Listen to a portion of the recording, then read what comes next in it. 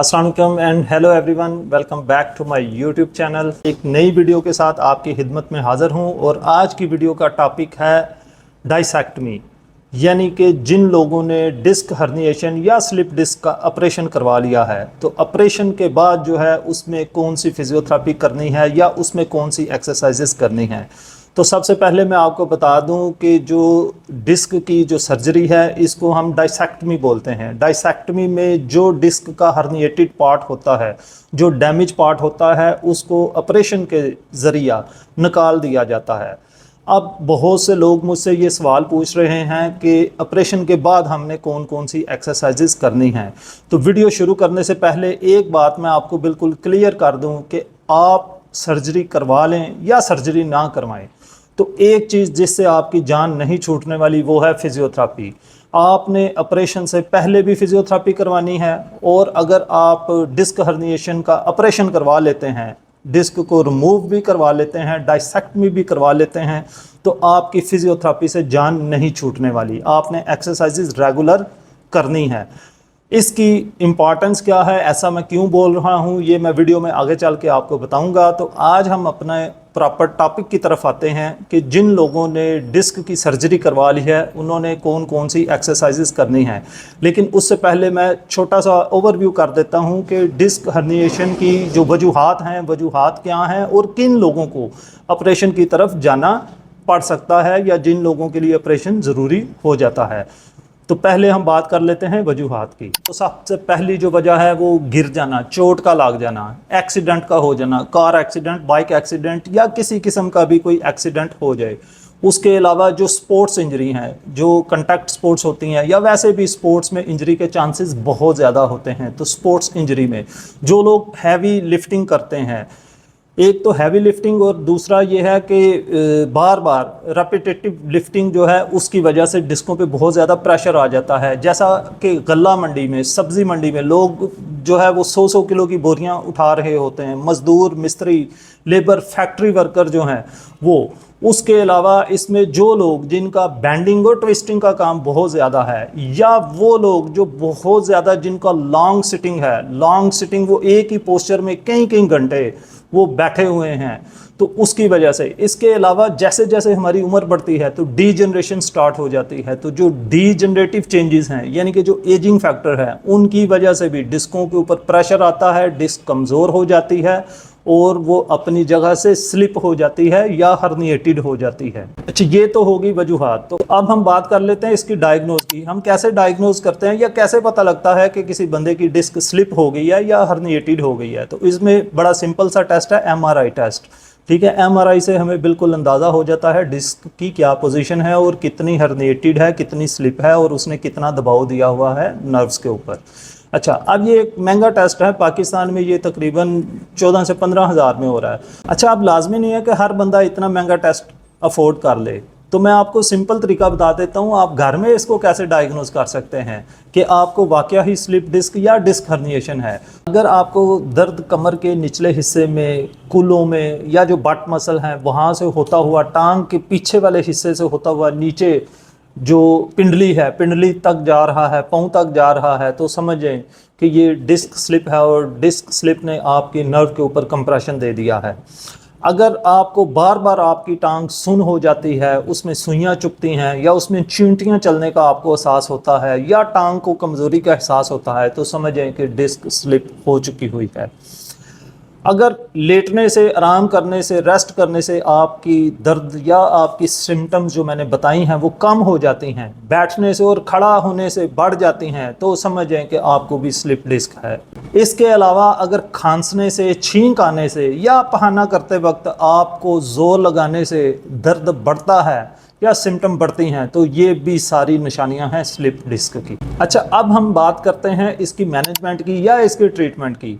तो याद रखें 60% लोग तो वैसे ही फिजियोथेरेपी से, मेडिसिन से या रेस्ट करने से उनका ये दर्द ठीक हो जाता है, लेकिन जो 40% लोग हैं उनको ऑपरेशन की तरफ जाना पड़ सकता है।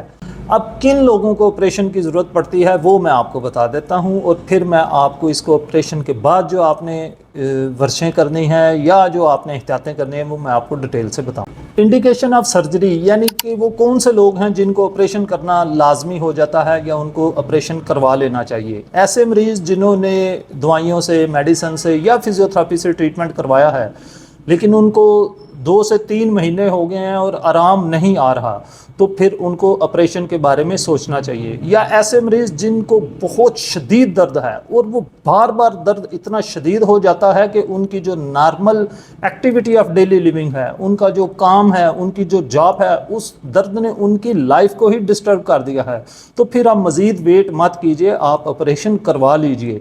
इसके अलावा वो लोग जिनके बाउल एंड ब्लैडर डिसफंक्शन यानी कि जिनके पेशाब या पखाना पे जो है वो कंट्रोल जाना शुरू हो जाए, या जो प्राइवेट पार्ट हैं वो सुन्न होना शुरू हो जाएं, तो उनको भी फौरी सर्जरी की तरफ जाना चाहिए। ऐसे लोग जिनकी टांग कमज़ोर होनी शुरू हो जाए, टांग सुन्न हो जाए, सो जाए, और जो पाँव है फुट ड्रॉप हो जाए, पाँव नीचे की तरफ लटक जाए, तो मज़ीद इंतज़ार मत कीजिए, आप फौरी ऑपरेशन करवा लें। देखें, अगर आप 2 से 3 महीने में आप कंजर्वेटिव ट्रीटमेंट यानी कि जो मेडिसिन है या फिजियोथेरेपी है या बगैर सर्जरी के जो इलाज है, जो भी हीट से या टूने टपके जो भी आप वो करते हैं, अगर तो आराम आ जाए तो ठीक है, लेकिन अगर 2 से 3 महीने हो गए और आराम नहीं आ रहा तो फिर आप ऑपरेशन करवा लें। जितनी जल्दी ऑपरेशन करवा लेंगे उतना ज़्यादा आपको फ़ायदा होगा। अगर आपने अपना टाइम ज़ाया कर दिया, 5 से 6 महीने आप ऐसे ही चलते रहे, तो फिर ऑपरेशन के भी फ़ायदे कम होने शुरू हो जाते हैं। तो इसलिए आप इसका टाइमली ऑपरेशन करवा लें। अच्छा, ये तो मैंने आपको बता दिया कि सर्जरी की इंडिकेशन क्या थी, किन लोगों को ऑपरेशन की तरफ जाना पड़ सकता है। अब हमारा जो मेन टॉपिक है आज का वो ये है कि ऑपरेशन के बाद आपने क्या करना है। ऑपरेशन के बाद आया आपने कौन कौन सी एक्सरसाइजेज करनी है, या अपनी बॉडी को, अपनी बॉडी पोस्चर को आपने किस तरह मेंटेन करना है, कौन सी एहतियातें आपने करनी है और अपने आप को कैसे फिट रखना है।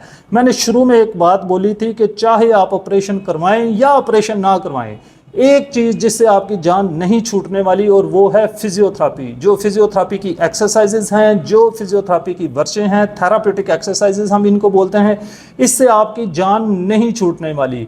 ऐसा क्यों है? ऐसा इसलिए है कि ऑपरेशन से तो सिर्फ जो डिस्क का पार्ट जो बाहर निकला हुआ है, जिसने नर्व के ऊपर कंप्रेशन दिया हुआ है, ऑपरेशन से तो सिर्फ वो वाला पार्ट जो है वो डॉक्टर निकाल देगा।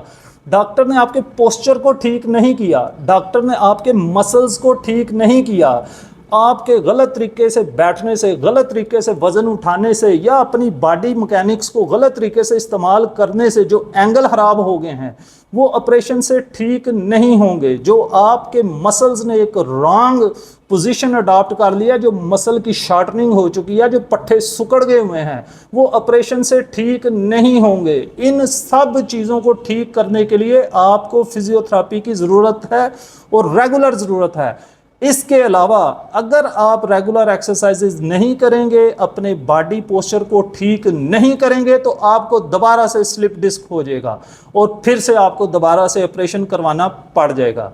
तो इसलिए वीडियो को एंड तक ज़रूर देखिएगा और मैं आपको बहुत कीमती चीज़ें बताने वाला हूँ, इन पे आप अमल भी कीजिएगा ताकि आप सेहतमंद ज़िंदगी गुजार सकें।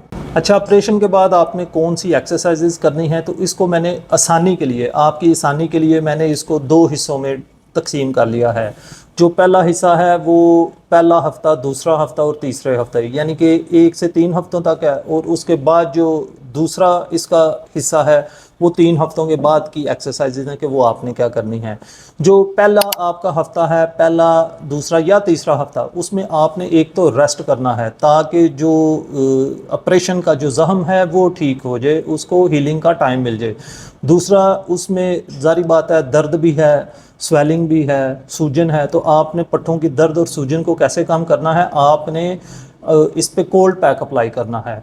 अगर कोल्ड पैक आपके घर में नहीं है तो फिर आप बर्फ़ ले लें, बर्फ़ हर घर में होती है, बर्फ़ को आप क्रश कर लें, कूट लें उसको किसी शॉपिंग बैग में डाल के, तो वो आप अपना जहाँ पे कमर पे जख्म है उसके ऊपर आप किसी काटन के कपड़े में लपेट के लगानी है, आपने डायरेक्ट जिल्द के ऊपर नहीं लगानी। इससे दर्द भी कम हो जाएगी और स्वेलिंग भी कम हो जाएगी, और ये आपने लगानी है 15 से 20 मिनट के लिए, और ये आप डेली कीजिए। तीसरा, आपने अपने जो वूंड है, जो जख्म है, उसकी हीलिंग को कैसे इन्हांस करना है, तो उसके लिए आपने ना ब्रीदिंग एक्सरसाइजेज करनी है। बड़ी सिंपल सी मैं आपको सांस की वर्जिश बताने लगा हूँ, उसके करने से आपका जख्म बहुत जल्दी से हील हो जाएगा। आप ये अगर बैठना मुश्किल है तो लेट के भी कर सकते हैं। जो एक्सरसाइज है, जो सांस की वर्जिश है, उसका तरीका नोट कर लें। आपने नाक से सांस अंदर लेके जाना है और मुंह से सांस को बाहर निकालना है, और ये बिल्कुल आपने आस्ता आस्ता करना है। तो देखिएगा, तरीका ज़रा नोट कीजिएगा।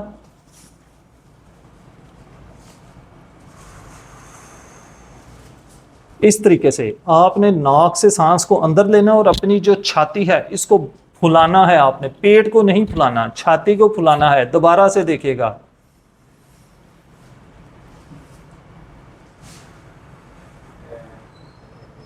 जिस तरह आप आस्ता आस्ता नाक से सांस अंदर लेके गए, इस तरह मुंह से आपने आस्ता आस्ता उसको सांस को छोड़ना है, आस्ता आस्ता बाहर निकालना है। और ये एक टाइम पे आपने करनी है 4 या 5 बार, इससे ज़्यादा नहीं करनी। ये आप लेट के आसानी से कर सकते हैं। अगर आपने बैठ के करनी है तो फिर आप अपनी कमर पे कोई बेल्ट बांध लें, कोई सपोर्ट ले लें, और फिर आप आराम से ये कर सकते हैं। अच्छा, अब मैंने आपको बताया कि रेस्ट करना है ताकि आपका जो वूंड है, जो जख्म है, वो हील हो जाए। लेकिन इतना ज़्यादा रेस्ट भी नहीं करना कि आपकी टांगों के पट्टे जुड़ जाएं, आपके जो कमर के पट्टे हैं वो कमज़ोर हो जाएं, और जो मोरों के अंदर जो थोड़ी बहुत हरकत है वो सारी लॉक हो जाए और स्टिफ बैक आपकी हो जाए।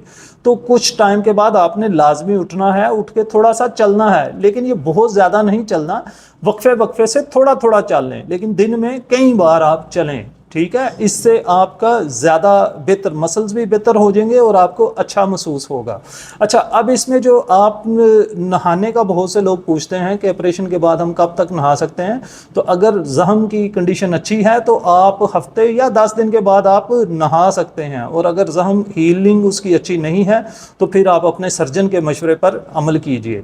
इसके अलावा ड्राइव का बहुत से लोग पूछते हैं कि हम ड्राइविंग कर सकते हैं, तो कोशिश करें कि 2 हफ्तों तक आप बिल्कुल ड्राइव मत कीजिए। 2 हफ्ते के बाद आप ड्राइव कर सकते हैं, लेकिन वो भी आप लंबर सपोर्ट लेके, पीछे कोई सपोर्ट रख लें या अपना कोई बेल्ट बांध लें, उसके ज़रिए आप। अच्छा, जो काम आपने नहीं करना, बेंडिंग, लिफ्टिंग एंड ट्विस्टिंग, ये 3 वर्ड आप दोबारा से मैं बता रहा हूँ। बेंडिंग, लिफ्टिंग एंड ट्विस्टिंग, आपने खड़े होकर या बैठ के आपने झुकना नहीं है, या आपने ट्विस्ट नहीं करना, अपनी बॉडी को घुमाना नहीं है। इसकी बहुत ज़्यादा आपने एहतियात करनी है। अब सिटिंग जो है, सिटिंग बैठने के लिए आपने कोई फिर्म चेयर जो है, यानी कि बहुत नरम सोफ़ा पे, बहुत नरम कुर्सी पे नहीं बैठना। ना तो आपकी नशिस्त ज़्यादा सख्त होनी चाहिए और ना ही ज़्यादा नरम होनी चाहिए, एक दरमियानी सी होनी चाहिए। इतने नरम सोफ़े या गद्दे पे मत बैठेंगे आप उसके अंदर ही डंस जाएं।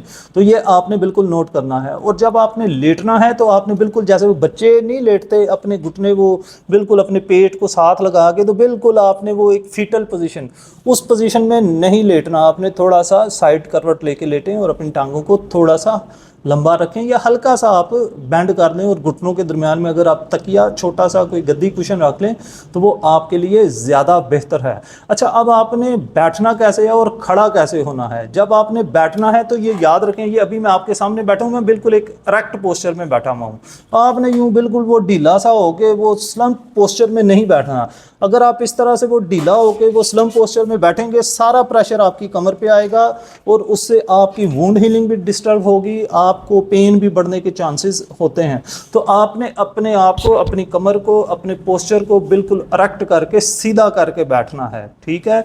दूसरा, आपने क्या करना है, ज़्यादा नहीं बैठना है, यानी कि ये वक्फे वक्फे से आस्ता आस्ता, अगर आप थोड़ी देर बैठ गए हैं, 10 मिनट के लिए बैठ गए हैं, 20 मिनट के लिए बैठ गए हैं, तो आधा घंटा से बिल्कुल ज़्यादा नहीं बैठना। उसके बाद आप अपने पोस्चर को ब्रेक कीजिए, फिर आप थोड़ा सा रेस्ट कर लें, लेट जाएं। और बहुत ज़्यादा लेटना भी नहीं है। उसके बाद आप घंटा अगर रेस्ट किया, 2 घंटे रेस्ट किया, तो आप डेफिनेट उठ के थोड़ा सा चल लें, अपने कमरे में चल लें, अपने घर में चल लें, ठीक है। और इसी तरह आप अपनी छोटी मोटी एक्टिविटीज़ आप स्टार्ट कर सकते हैं। अच्छा, फेज़ 1 में जो आपने वर्शें करनी हैं वो बड़ी सिंपल वर्शें हैं, वो आप उनका तरीका नोट कर लीजिए। जो सबसे पहली आपने वर्जिश करनी है, आपने सीधा लेटकर अपनी टांगों को सीधा कर लेना है और अपने पाँव को, दोनों पाँव को अपनी तरफ खींच लें और घुटनों को नीचे की तरफ दबाइए ताकि टांग बिल्कुल सीधी हो जाए। ये आप अकेले अकेले भी कर सकते हैं और दोनों टांगों की इकट्ठी भी कर सकते हैं, और ये आपने करनी है 10 बार। इसके बाद जो आपने दूसरी एक्सरसाइज करनी है वो $1 मिलियन टिप है। ये मेरा ये दावा है, मेरा ये चैलेंज है, आज से पहले आपको किसी ने भी ये एक्सरसाइज गाइड नहीं की होगी आपकी स्लिप डिस्क के लिए, डिस्क हर्निएशन के लिए। तो इसमें आपने क्या करना है, आपने जो अपने आपके पेट के पट्टे हैं, पेट के पट्टों को आपने अंदर की तरफ खींच लेना है, अपने पेट को अंदर की तरफ खींच लेना है। और जो कमर है, आपकी कमर बिल्कुल सीधी होनी चाहिए, आपकी कमर यूं नहीं होनी चाहिए, बेंड नहीं होनी चाहिए, या बहुत ज़्यादा आपने पीछे की तरफ नहीं झुकना। बिल्कुल सीधा बैठते हुए अपने पेट के पट्टों को आप अंदर की तरफ खींच लें, और जो नीचे आपके जो पेल्विक मसल हैं, जिनको हम पेल्विक फ्लोर मसल्स कहते हैं, जो टांगों के दरमियान वाले मसल्स हैं, उनको ऊपर की तरफ अपने पेट की तरफ आपने खींचना है और इसको यहाँ पर होल्ड करके रखना है। इस वर्जिश को बोलते हैं अब्डामिनल ब्रेस, अब्डामिनल ब्रेस बोलते हैं। ये one of the best exercise है। अगर ये आप ऑपरेशन से पहले भी करना चाहें तो इससे आपकी कमर दर्द भी ठीक होगी, कमर के पट्टे मजबूत भी होंगे, और अगर नसों पर दबाव है तो वो भी ठीक हो जाएगा। और ऑपरेशन के बाद तो आपने करनी ही करनी है हर सूरत। इसका तरीका मैं आपको वीडियो में बता रहा हूँ, इस तरीके के मुताबिक ही आपने करनी है। अच्छा, अब मैं आपको कुछ मसल्स की स्ट्रेचिंग एक्सरसाइज बता रहा हूँ जो बट मसल्स हैं। जैसा कि आपको वीडियो में नज़र आ रहे हैं, आपने इस तरह अपने घुटने को मोड़ना है और घुटने को मोड़ते हुए आपने उसको अपने पेट की तरफ उसको खींचना है। उसको आपने अपने चेहरे की तरफ नहीं खींचना, चेहरे की तरफ खींच के अपने हिप या अपने कूलों को ऊपर नहीं उठाना, सिर्फ उसको सिंपल बेंड करें और अपने पेट की तरफ उसको खींचिए और यहाँ पर आपने होल्ड करके रखना है। इसको कम अज़ कम 15 सेकंड के लिए, 15 से 30 सेकंड के लिए आप होल्ड कर सकते हैं। और आपने ये सिंगल सिंगल करनी है, पहले एक को करें, फिर आप दूसरी टांग को करें, और फिर एंड पे आप दोनों को भी इकट्ठे कर सकते हैं। अगर आपको इसमें कोई दर्द नहीं है तो शुरू में आप इसको कम कर लें, और आस्ता आस्ता जब मसल्स में इलास्टिसिटी, लचक पैदा हो जाए, तो फिर आप इसको थोड़ा सा बढ़ा लें।